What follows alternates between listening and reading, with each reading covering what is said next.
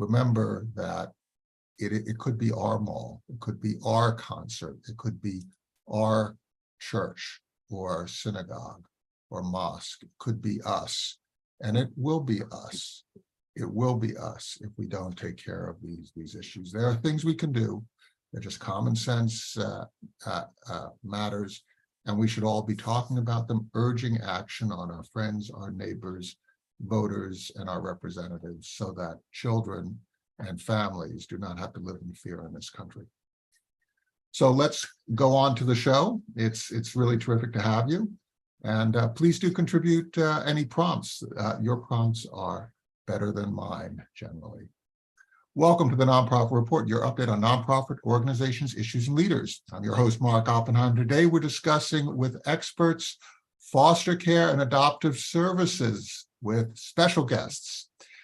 Shaheer Mustafa, President and CEO of HopeWell Incorporated in Dedham, Massachusetts.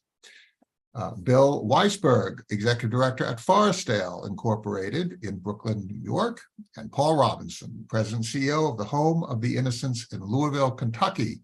So we have the nation here assembled. A reminder to Zoom attendees that we'll take 3 snap polls during the show, and we'll announce results.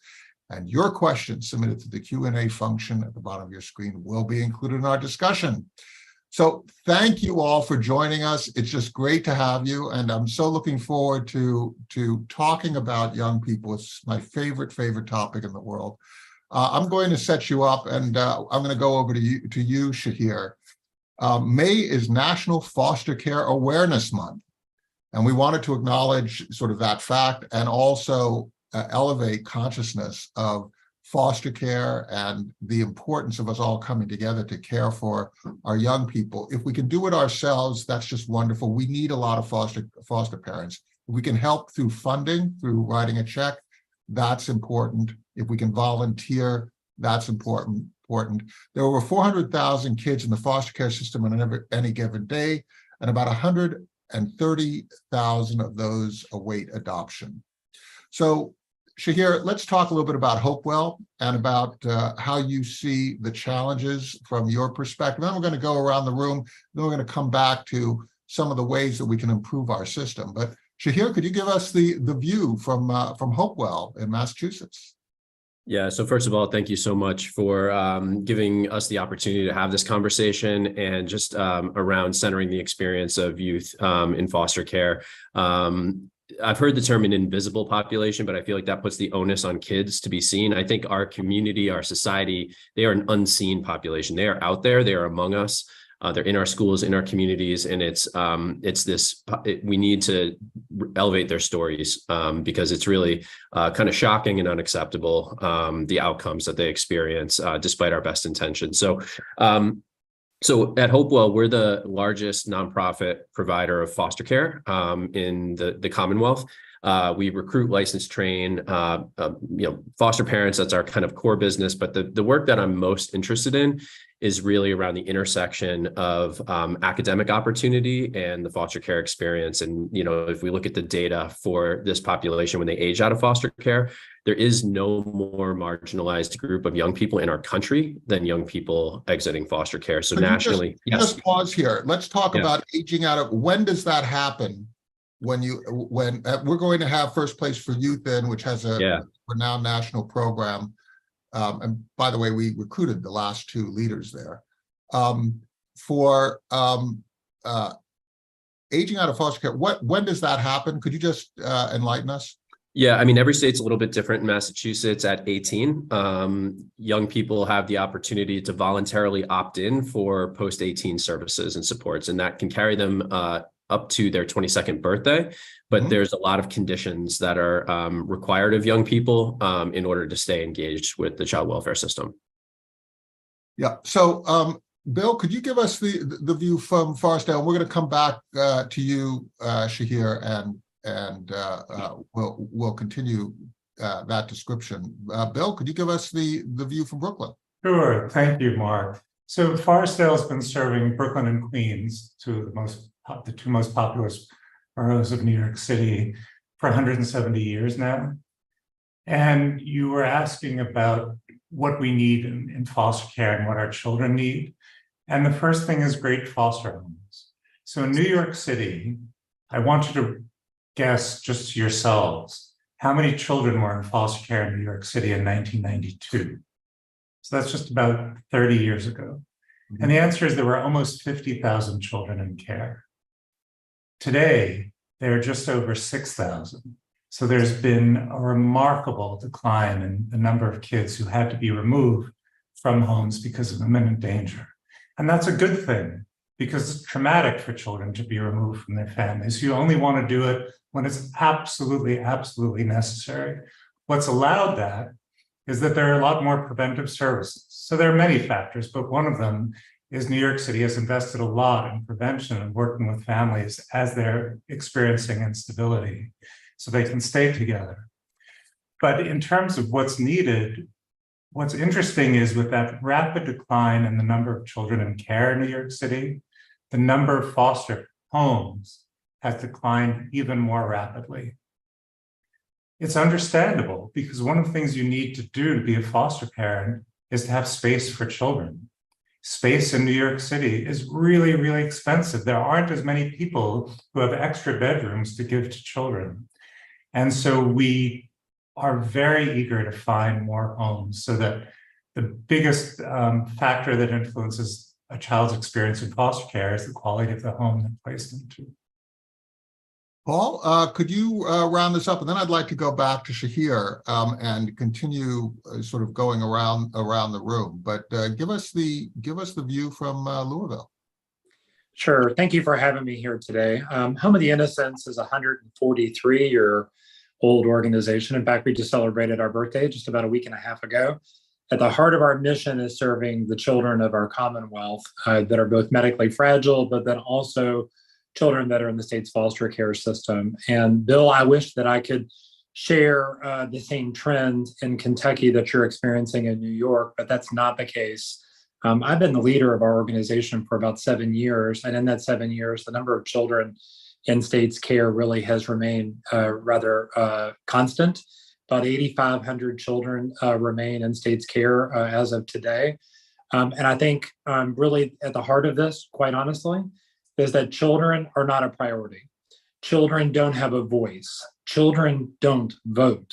And the resources of our state just are not applied to really truly address the needs of our children. And that's not to penalize anybody that's in government, either executive or legislative branch. It is just the way our society prioritizes children. And that's quite unthinkable for me, I think. One of the things that is unique to Kentucky in a bad way is that we are one of the top states for child fatalities and child abuse. And so that is a factor that sends children more readily into state's care, and something that we've got to fix in order to truly get upstream of this issue and make a difference for kids. So let's talk about some of these issues that you each raised. I'd like to, because I cut you off, because Shaheer, I sort of cut you off in the middle of you making a point, because I thought you made a really good one. Could you just sort of continue to round out your view of foster care from your perspective? And then also, let's talk a little bit about this whole idea of statistics and the changes that have happened recently, because Bill mentioned this whole idea that there are fewer foster care families, both in terms of supply of foster care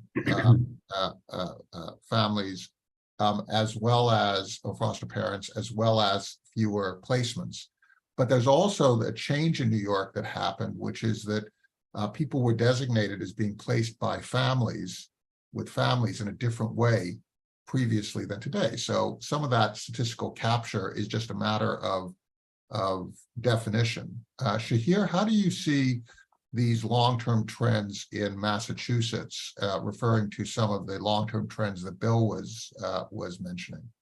How do you see this evolving? Yeah, so I mean, I think we can't have this conversation without talking about the Family First Prevention Services Act, right? So the movement from the federal government to kind of support keeping kids proximate to families and doing a lot more work on the prevention side. So I think, we have to address or acknowledge how we conflate poverty with child abuse. In Massachusetts, about 85% of the child welfare reports are screened for neglect, which in my opinion is a proxy for poverty. And so, you can't talk about the child welfare system without talking about the conditions of poverty and how that affects folks. And then when we look at just the impact of our system. So look, I run this organization, but I was in state child welfare. I ran child welfare response across 31 cities and towns in Massachusetts. So I've worked for DCF, and I have seen horrible things that people do to children. We need a foster care system. There needs to be, as you mentioned, certain kids for many reasons will not be able to remain home with their families or they're a kinship caregiver. We need to have a structured system in place.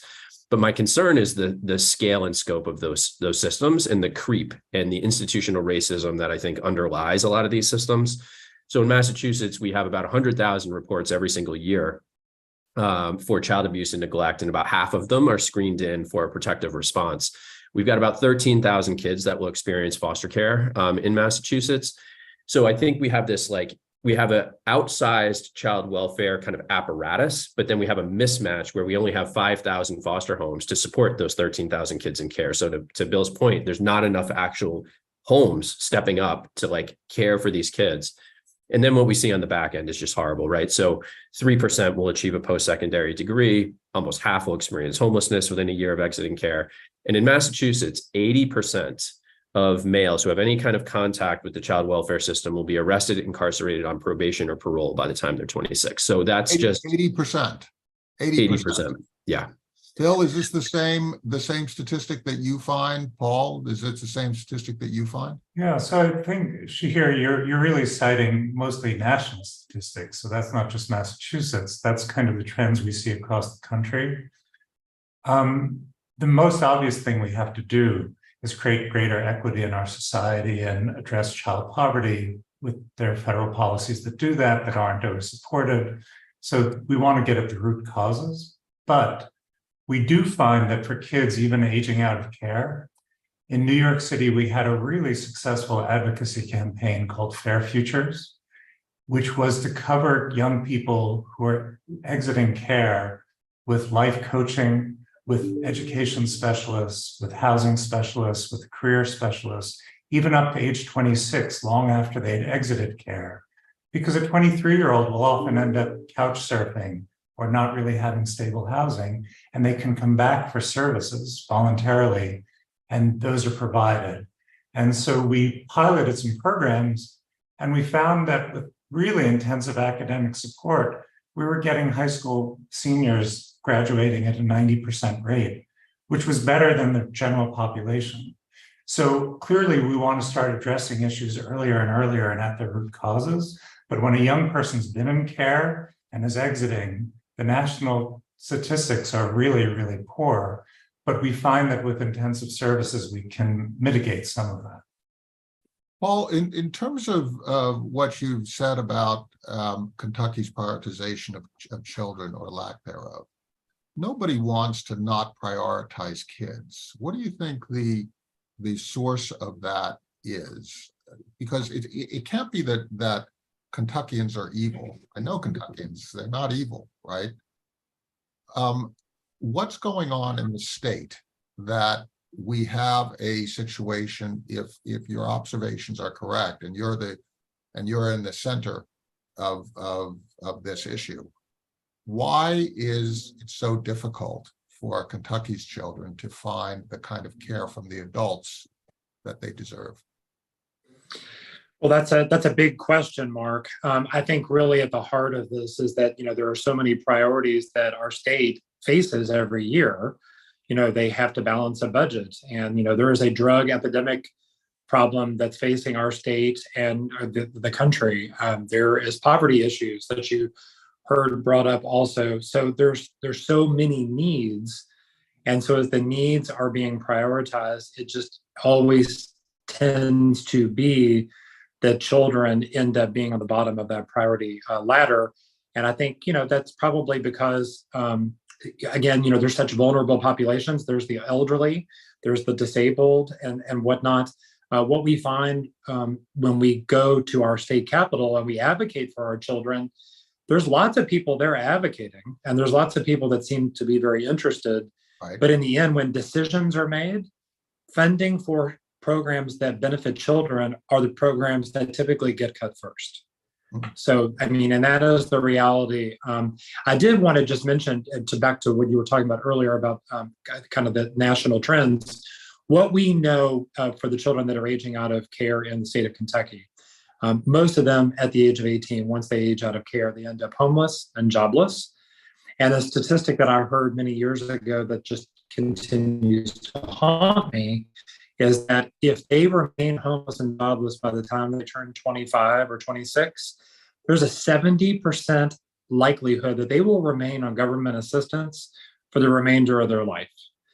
And so we have come up with programming specifically for 18 to 24-year-olds that is intended to help them find housing, help them get a job, but then also that case management and that support that they need to help them continue, to navigate life is so critically important. That intensive service that you heard Bill talking about is critical to try to break that cycle so that they have a life to look forward to when they get to become a young adult. Do we have a problem in this country that we're not really identifying as Americans? We're identifying as if we are adherents to separate groups. Republicans and Democrats, right? Groups that divide by race, group that divides by gender identity or income, and that we're not really taking care of ourselves, because if we're going to take care of the whole country, we have to see beyond the group that we belong to, right? I mean, the group of guys who are 6'2" and white and of a certain age, it's a smaller group than the entire country, right? So if I don't identify as an American and I see a kid that is in need and I can't open my heart and my wallet and my time to that young person, or a myriad of other issues, right? We basically become isolated in our problems, and the problems fester, doesn't it, Shaheer? I think like at a high level, I would agree with you, but I think there's some nuance with respect to my experience in talking to folks about foster care. I feel like it cuts through all of that. I think there's a universal sense of justice when you see a child who has been failed by the adults in their life. Or you see an adult who as a child was failed, right? Right, exactly. But folks can see that young person and they see them as held harmless in the situation, and they just want to extend support. So I have found the challenge is to take it from like a meta level, like a systems level, and actually have a young person at the end of that, because that's it's an undeniable pull at your empathy and your emotions as a human being. And so I think part of what our systemic challenge is in our efforts to preserve, for example, confidentiality of a child, we do these like amorphous campaigns instead of really targeted outreach. The more targeted outreach, we tend to get a lot more inquiries. We're willing to step up and care for a child because they're like, oh, like they love the Celtics. I'm a huge Celtics fan. Like we could watch the games together. I know it sounds simple and stupid, and it's not like you're going to, the MSPCA and adopting a puppy. This is not the same thing. And we need to have rigorous standards for how people come into this work. But there is something about being proximate and being close that just cuts through all that noise. You're activating our individual empathy, right? I mean, this is something without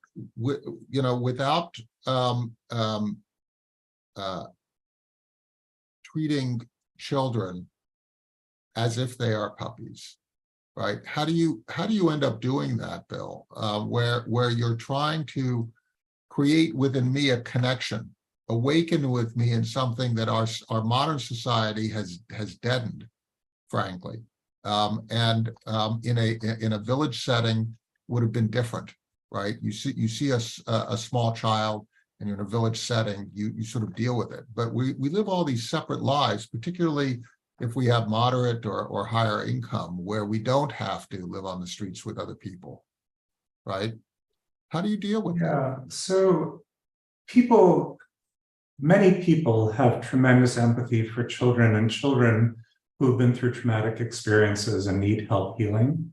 So that does appeal, I would agree with Shaheer, across partisan divides. Foster care is not a particularly contentious issue. People seem to care about children who need this kind of help. I think we have more disagreements about some of the root causes and ways to address them. And we can appeal to people who want to help children. So there are a lot of people who want to volunteer and mentor or do reading with children in an elementary school. Being a foster parent is another level of challenge and responsibility. It takes a very, very special person. And there's no more meaningful way to help a child with multiple needs than being a foster parent. And so we can appeal to their heartstrings about it. But in the end, we have to find people who are capable of stepping up. And many of our kids really do have multiple needs, and you're taking them to therapy appointments and getting them special ed services. And you're going above and beyond just giving space to a child in your home. And so it's really finding ways to find those special people who have that ability. I'm thinking of one foster parent we recently honored, who is amazing at transforming teenagers who are trying to find a better path. And she works with the Department of Education in New York City. She's dedicated, and she takes young people who are struggling and helps them on toward college graduation. That's a rare, rare person. I don't think I have those abilities. And so it's finding those people and just giving them support they need. And that's the other thing, like, how do you find foster parents? Through word of mouth is the way most of us find them. And so we need foster parents who have a good experience being foster parents. And so we give them 24-hour support and health supports and other things, help escorting children, because it is such a difficult thing to do. And valuing the skills, right, Paul? I mean, that's the thing. You know, we as a society, we really don't appreciate the skill that Bill is describing. I mean, that is a professional skill. It's a professional level. It's a doctor, it's an engineer, it's a rocket scientist, right? Level skill, but it's in human empathy, it's in human caretaking, it's in helping a young person navigate. We need to, even if we don't adequately compensate somebody of that level of skill to transform a teenager's life, right? We should at least appreciate it and recognize it, shouldn't we? Well, this particular discussion is very personal for me. I'm a father of 5 children, 2 of which are adopted. So before I even came to lead the organization that I'm at, my wife and I had 2 very traumatized children that came into our lives. And what you're hearing us discuss, taking them to therapy appointments and being up at 2 a.m. when they wake up with night frights, or they have a reactive attachment because they have had really bad examples of relationships in their life. This is really difficult work. And I'm not saying that it's not about me. I'm just giving that as an example. The foster parents that work in partnership with our organization are a very special group of people. They are very committed. They're very dedicated, but it's hard to find them because it is such difficult work. And I think people hear the stories about the hardship and the difficulties, and I think that may be a barrier for other people to consider. But at the end of this is incredible transformation that can be made possible. The reward at the end of this is you're giving a child a chance, and you're giving a child their life back, and you're helping them gain resiliency, and that's priceless. And so to Bill's point again, I think it is very much one-on-one conversations. When you can talk to a potential foster parent and you can help them see that reward on the tail end of their hard work, good people sign up to make that work happen. You know, we just got a couple questions and really great points made. There was a question about the criteria for becoming a foster care parent, and a more textured iteration of that question was also provided by a second viewer who talked about not only are there very strict requirements that require income, certain definitions of household stability. So in some states require heterosexual parents. And if you take a look at the kids coming into foster care, They come out of all different circumstances. And there is a proportionately higher number of people who identify as LGBTQ plus individuals as a consequence of their rejection by society, sometimes by their parents. You have an increased foster care population in those areas. How do those definitions function in your various states? How does that impact the supply of foster care parents?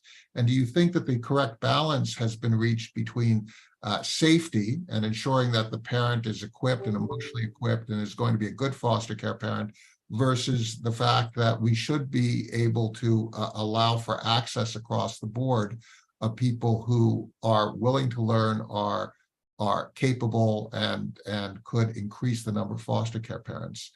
So Paul, let's start with you. Let's go around the other direction, and then we'll go to Bill and then Shaheer. Sure. So in Kentucky, the regulations require that you have to be 21 years of age or older in order to be considered a foster parent. You can't have a serious criminal history. So you have to be clear from child abuse charges or any conviction of a violent crime. But I think the most important part is the threshold of the definition of financially stable, because you have to be in a good financial position in order to provide care and have that environment that I think that the state is looking for. Our agency also is very intentional about making sure that our potential foster parents have a reliable mode of transportation, because the parents are going to have to make sure that children can be taken to appointments, therapy, case management, all the different various spokes on the wheel. And so those are the main things. But truly, the most important criteria is, do you have a heart? Do you have a commitment and a passion for giving of yourself to serve children? And that's something that there's no test. It is a soft skill that we have to interview for, and we have to make a subjective opinion about whether or not we think you're going to be a good fit or not. So Paul, do you feel like a good balance has been reached in Kentucky in terms of assessing parents? I think the state does the best that they can. I think we're always striving to do better. You always hear the story of a bad foster parent. There's always going to be that one example. But for the great majority, I think the systems in place do a great job of trying to protect and safeguard and put standards in place. And Bill, do you feel that way? When I was working at the Child Welfare Administration, City of New York, we had some issues. And it was during those times when foster care levels were much, much higher. And then even then, you could see the systems being put in place. I had a small part in that to get to where you are. How do you feel things are today in terms of the assessment of foster care parents and support that are provided to foster care parents as they undertake their very important work? Yeah, Mark, since a lot of the screening criteria are similar to the ones Paul mentioned, I won't repeat them. You also have to be medically able to take care of a child and have space for a child in your home. And I also want to go back to the second questioner in the chat about LGBT or having to be married and heterosexual couples. In New York State, we need affirming homes because a lot of our young people in care do identify as LGBTQ. And so we're looking for affirming homes. We have a lot of single parents. We have a lot of same-sex parents in foster care in New York City, and that's a great thing. The other trend, and so I think we do a pretty good job with screening. As Paul said, there are the bad actors that sometimes get through, and really through unannounced home visits that we do in the middle of the night. I mean, we do things where we take kids aside to talk to them and make sure they're okay. We do medical exams to make sure they're okay. But one of the other trends we should probably mention, which is a positive one, is toward kinship care. In New York City, we're up to about 50% of kids are going with extended family. Right. And it's a very different feeling for a child to stay part of the family. And so that's a really positive trend.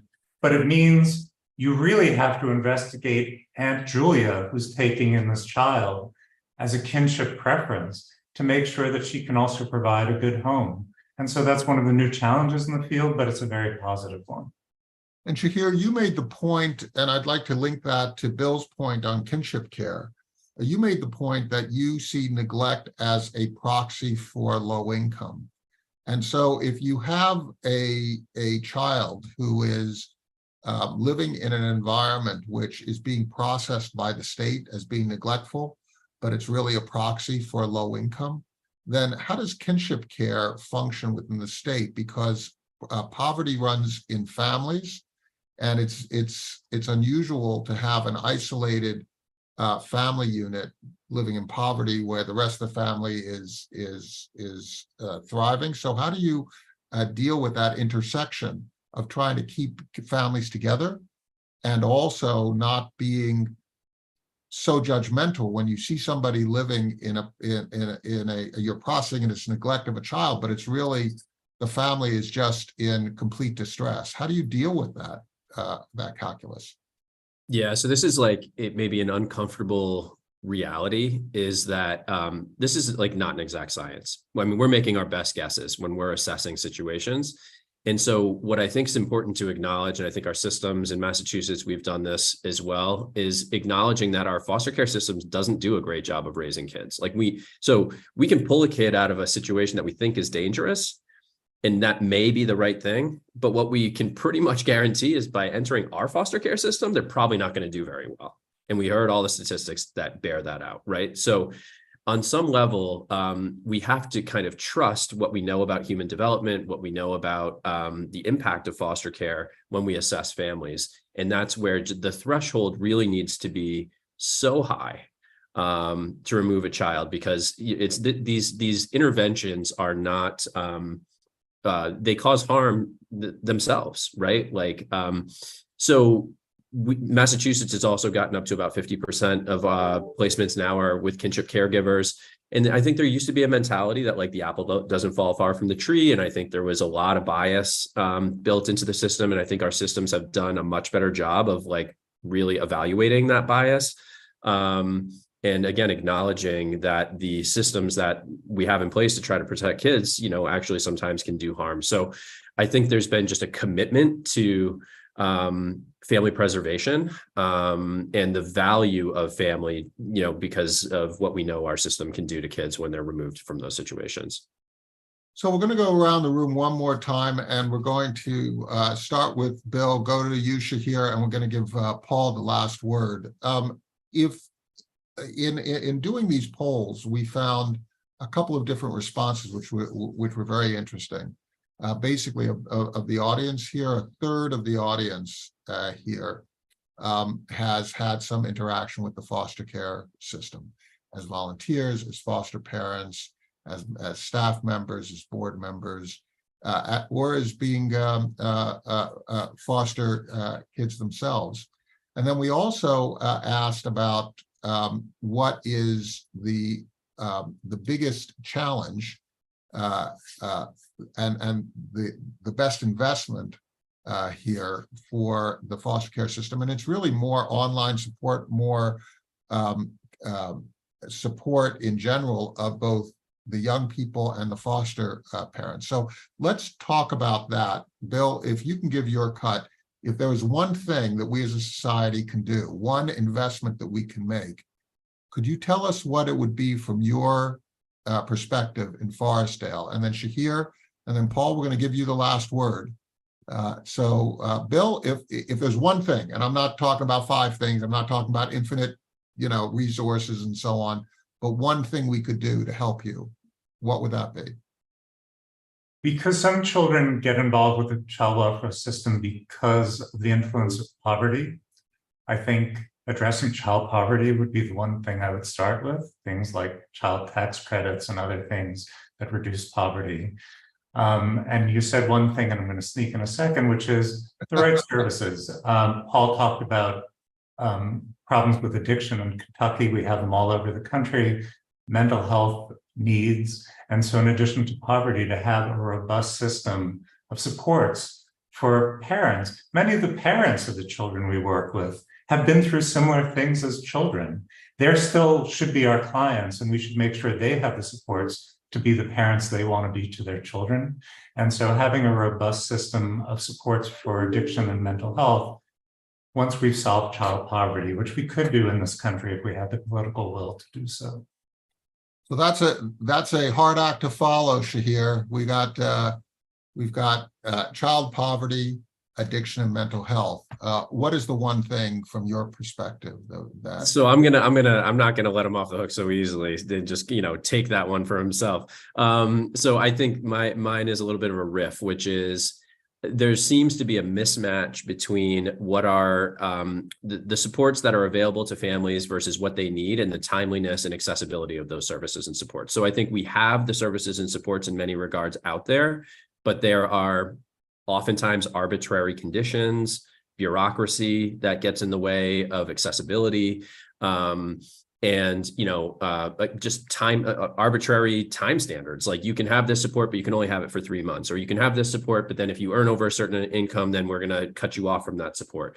So I think we just need to explore the system of supports that we have and make more common sense decisions around access and availability.